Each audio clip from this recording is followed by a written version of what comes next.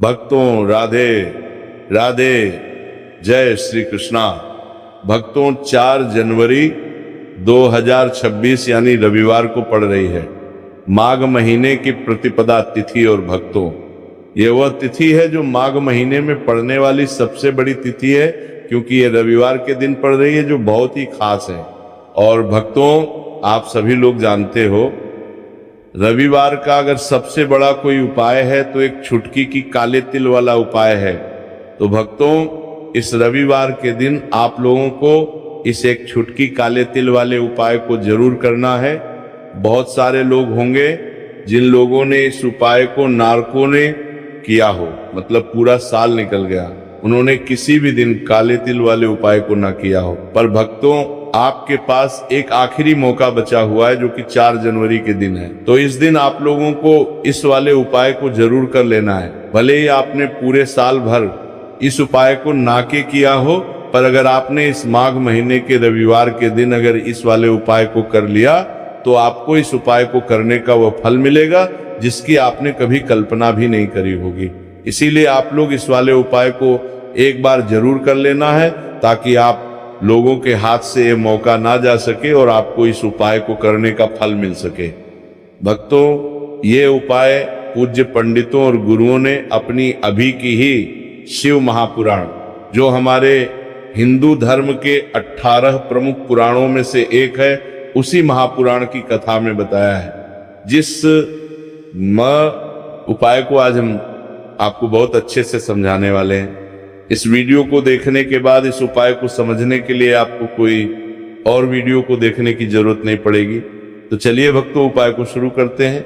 देखिए ये इस माघ महीने रविवार के दिन ये इतना खास होता है, इतना महत्वपूर्ण होता है। देखा गया है कभी कभी बड़े बड़े पूजा पाठ अनुष्ठान से जो मनोकामना पूर्ण नहीं होते, वो माघ महीने के रविवार के दिन एक छोटे से उपाय करने से ही आपकी मनोकामना पूर्ण हो जाती है। और बहुत सारे लोगों ने इस उपाय को किया भी है और उनको इस उपाय को करने का फल भी जरूर मिला है। अगर आप लोग भी इस उपाय को करना चाहते हैं तो आप इस उपाय को पहले अच्छे से समझ लेना, सुन लेना, उसके बाद करना। आपको इस उपाय का फल जरूर मिलेगा। और इस उपाय को कर लेने से आपके घर में चाहे किसी भी प्रकार की दुख और समस्या क्यों ना चल रही हो, आपको उसका कारण भी नहीं पता है कि भाई ये समस्या किस कारण से चल रही है, उसका कुछ भी कारण हो सकता है, जैसे पितृदोष हो सकता है या किसी भी तरह का मंगल दोष भी हो सकता है। तो इस दिन आप लोगों को ये वाला उपाय कर लेना है।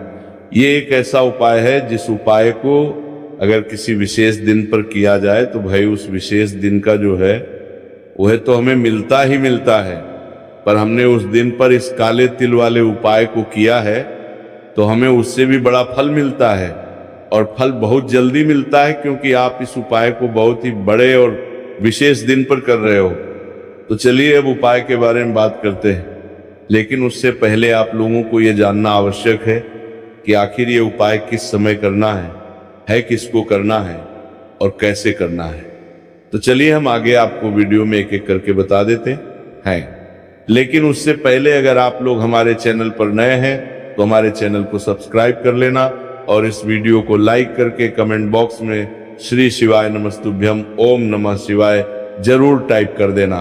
तो भक्तों इस एक छुटकी काले तिल वाले उपाय को हमें रविवार के दिन कैसे करना है, किसको करना है, किस समय करना है और कहां पर करना है, ये सारे सवालों के जवाब आपको इस वीडियो में मिल जाएंगे।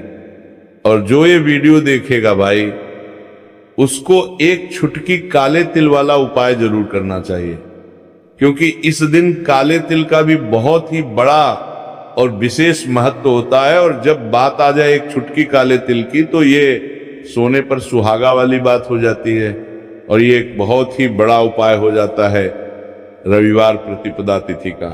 तो अब भक्तों इस काले वाले तिल उपाय को आखिर करना किसको है, सबसे पहले हम लोग वो बात जान लेते हैं। तो देखो घर की जो बड़ी माताएं बहनें होती, उन माताओं बहनों में से कोई भी एक बड़ी माता बहन इस वाले उपाय को कर सकती है। और भक्तों अगर आप चाहे तो अपने घर में से सभी सदस्यों को भी इस उपाय को करवा सकते हैं।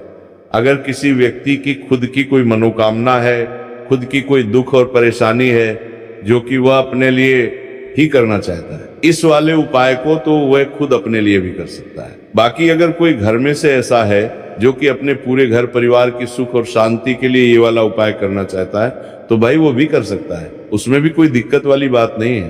कहने का मतलब ये है कि इस उपाय को हर एक सदस्य भी कर सकता है और पूरे घर परिवार के सदस्य के लिए घर की बड़ी माताओं बहनों में से कोई एक माता बहन भी कर सकती है। माताएं बहनें अगर घर में उपस्थित ना हो या वो ये वाला उपाय ना कर पा रही हो, तो फिर घर का कोई बड़ा सदस्य भी इस काले तिल वाले उपाय को कर सकता है, चाहे फिर वह पुरुष ही क्यों ना हो, उसमें कोई भी दिक्कत वाली बात नहीं है। अब भक्तों, इस एक छुटकी काले तिल वाले उपाय को हमें करना कहां पर है? इसे हमें तुलसी के क्यारे के पास में जाकर करना है। बहुत सारे लोग प्रश्न करते हैं हर एक उपाय को करते समय, क्या हम इस उपाय को घर पर या मंदिर में कर सकते हैं? देखो, तो इस वाले उपाय को आप घर ही करोगे तो अच्छा रहेगा। अगर घर पर तुलसी का पौधा नहीं है तो शिव मंदिर में उपाय को करोगे तो भी अच्छा होगा इस वाले उपाय को। उसके बाद में भक्तों जो अगला प्रश्न निकल कर आता है वो ये आता है, इस उपाय को लेकर के आखिर इस उपाय को हमें किस समय करना है? सुबह के समय करना है कि शाम के समय करना है? तो देखो, इस वाले उपाय को आप लोग सुबह के समय भी कर सकते हो और शाम के समय प्रदोष काल में भी कर सकते हो। अब अगर आप पूछो कि भाई साहब सबसे उत्तम समय कौन सा रहेगा इस एक छुटकी काले तिल वाले उपाय को करने का, तो हम आपसे बस यही कहेंगे कि इस उपाय को आप शाम के समय करेंगे तो ज्यादा बेहतर होगा। बाकी अगर सुबह के समय भी करेंगे तो भी अच्छा होगा, उसमें कोई भी दिक्कत वाली बात नहीं है। तो अब भक्तों, जो अगली सबसे बड़ी और महत्वपूर्ण बात आती है वो ये आती है कि सुबह अगर हम उपाय को करेंगे तो हमें कितने बजे से लेकर कितने बजे तक के बीच में करना है, और शाम के समय प्रदोष काल में करेंगे तो हमें कितने बजे से लेकर कितने बजे के बीच में करना है। तो देखो, सुबह जितनी जल्दी हो सके आप उपाय को करने की कोशिश करना। बाकी अगर किसी कारणवश लेट भी हो जाओ, थोड़ी देर भी हो जाए, तो 10 या 11 बजे तक भी आप उपाय कर लेना, पर 12 बजे से ज्यादा देरी ना हो, ठीक है? इस बात का ध्यान रखना। उसके बाद में भक्तों, अगर शाम के समय प्रदोष काल की बात करें, प्रदोष काल का जो समय होता है वो शाम के 6 बजे से शुरू हो जाता है। मतलब शाम के 6 बजे से लेकर 7 बजे के बीच का जो समय होता है, ये समय प्रदोष काल का समय होता है। पर अभी जो मौसम चल रहा है, इस मौसम में जो है शाम बहुत देरी से होती है, तो आप इस उपाय को 7 या 8 बजे के बीच में भी कर सकते हो। मतलब शाम के 6 बजे से रात 8 बजे के बीच में आप कभी भी इस वाले उपाय को कर सकते हो, उसमें कोई भी दिक्कत वाली बात नहीं है। परंतु रविवार के दिन कोशिश करना कि समय के अंतर्गत ही कर लो, किसी कारणवश ना कर पाओ तो थोड़ा देरी से भी कर सकते हो, आपको उपाय का फल जरूर मिलेगा। तो चलिए बात करते हैं हमारे पहले उपाय की। देखिए, इस उपाय के लिए आपको 2 दीपक लेने होंगे। दोनों ही दीपक आप मिट्टी के भी ले सकते हैं और दोनों ही दीपक आप शुद्ध आटा मढ़कर भी तैयार कर सकते हैं। अब भक्तों, दोनों ही दीपक के अंदर आपको शुद्ध घी का प्रयोग करना होगा और एक दीपक के अंदर आपको गोल रुई की बाती का प्रयोग करना होगा और एक दीपक के अंदर आपको लंबी बाती का प्रयोग करना होगा। लंबी बाती वाले दीपक के अंदर आप मौली वाला जो धागा आता है कलावा का, उसकी बाती का प्रयोग भी आप लंबी बाती वाले दीपक के अंदर कर सकते हैं। देखिए, 2 दीपक वाला ये चमत्कारी उपाय केवल रविवार की रात्रि में ही किया जाता है, इसीलिए आपको इस उपाय को बहुत ही ध्यान से समझना। इसी के साथ में आपको एक चुटकी काले तिल के दाने लेना है और इसी के साथ में आपको मात्र एक चुटकी हल्दी भी लेनी होगी। अब भक्तों, ये सभी सामग्री लेकर के आपको रात्रि के समय पहुंच जाना है अपने घर में। जहां कहीं भी तुलसी जी का पौधा, तुलसी माता का निवास स्थान है, वहां पर देखिए भक्तों, सबसे पहले तो आपके पास जो एक गोल बाती का दीपक, उसे आपको तुलसी जी के वहां पर प्रज्वलित करना है। दीपक को प्रज्वलित करते समय आपको ओम नमो भगवते वासुदेवाय इस मंत्र का 11 बार जाप कर लेना है। अब देखिए भक्तों, आप जो एक चुटकी काले तिल के दाने लेकर के आए हैं, उन्हें आपको अपने सीधे हाथ में रखना है और जो आपने गोल बाती वाला दीप प्रज्वलित किया है माता तुलसी जी के वहां पर, उसके ऊपर से आपको इन एक छुटकी काले तिल को घड़ी की दिशा में घुमाना है। आपको अपना नाम और अपनी गोत्र को बोल देना है और फिर आपको इन काले तिल को उससे जलते हुए दीपक के अंदर डाल देने हैं। देखिए, काले तिल भगवान विष्णु के पसीने से उत्पन्न हुए हैं और जब भी हम ये दीपक की रात्रि में प्रज्वलित करते हैं तो इससे हमें हमारे कर्ज में राहत मिलती है, हमारे जीवन में धन प्राप्ति के नए नए मार्ग खुलते हैं, हमारा अगर कोई भी कार्य रुका हुआ तो वो भी परिपूर्ण होता है।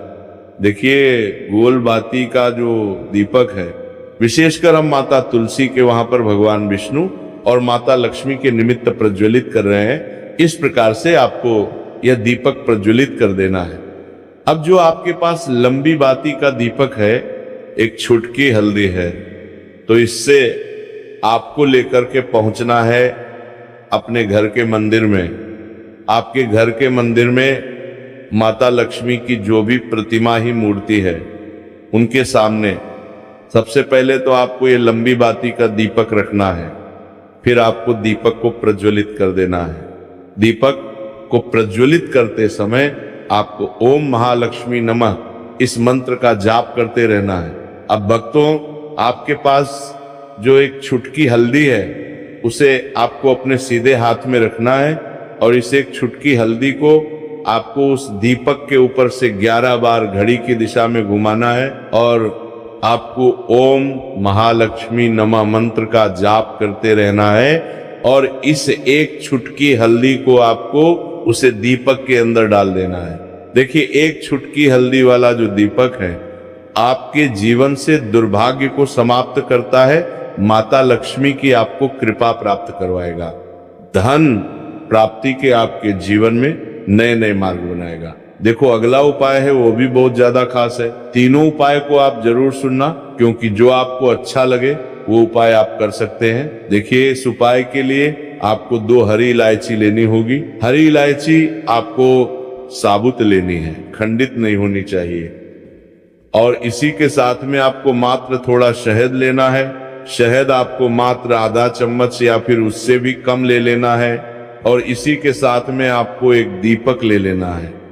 दीपक आप चाहे तो मिट्टी का भी ले सकते हैं और आप चाहे तो शुद्ध आटा मढ़कर उसका दीपक भी आप तैयार कर सकते हैं। इस दीपक के अंदर आपको मौली का जो धागा आता है कलावा का, उसकी बाती का प्रयोग करना होगा। यानी कि इस दीपक के अंदर आपको लाल रंग की बाती का प्रयोग करना होगा और इस दीपक के अंदर आपको शुद्ध घी का प्रयोग करना होगा।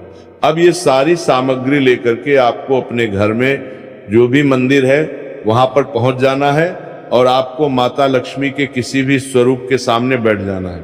अगर माता लक्ष्मी की फोटो है, माता लक्ष्मी की प्रतिमा है, तो उनके सामने आपको बैठ जाना है।